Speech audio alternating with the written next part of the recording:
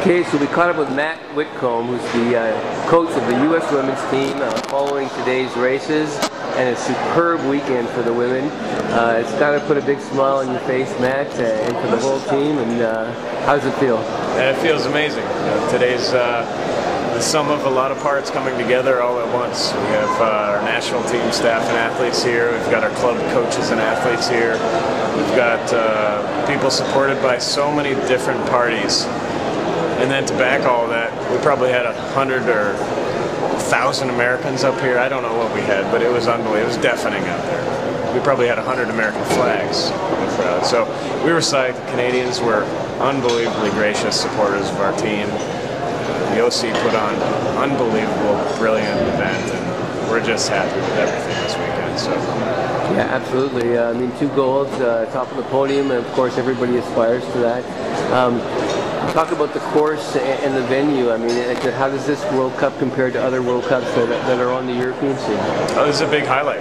I mean, there was nothing dull about this weekend. The course was entirely interesting. It had great attention to detail. There was a jump. It was challenging, particularly as the conditions broke down. Yet they paid close attention to our requests for grooming and whatnot. And they were really a listening OC. And we felt this was an absolutely positive experience and hope to come back to Quebec City. You know, watching it on television, it looked very, very cool. I mean, there wasn't a dull moment, like you said. I mean, all of the races, all of the heats were very close, and there was a lot of action. How was the snow out there today? We heard comments that it was slow, and of course that the snowfall that greeted everybody today got worse, or it started. There was more snow during the day. How did that affect the race? I think it made for a much more challenging event. It took a lot of the power, of the pure power of the larger skiers out of the event. People that rely on a firm surface to put power into the snow to propel them forward. Today was about finesse and applying just the right amount of power and negotiating through some very deep corners and figuring out where to make a move. I think it made it for a very interesting event. Absolutely. So seeing 5 women, in the women's race advance, some names that we know more on a national level, but now they're in a different playing field. How important is it for both the Americans and the Canadians to have events like this for the development of skiers? It's hugely important. You can't thank the people that put the effort and the money, sponsors behind this, volunteers behind this. You can't thank them enough because it is an incredible asset. We hope to follow in Canadians' footsteps by contributing our own World Cup at some point, but it is an unbelievable asset for all of us, the North Americans. Well, we saw a lot of Americans out there, a lot of American flags, so we know there was a huge contingent up here, and that's got to be big support. I know a lot of the skiers spoke about, people know their name, and it's somewhat different in Europe.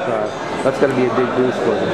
Yeah, absolutely. I mean, we were on our home course here, essentially in a different country, and I don't know that in history, I would challenge this to the blogs and commenters, but I don't know that we've ever had a more passionate fan base. It's at an all-time high. I'll put that out there.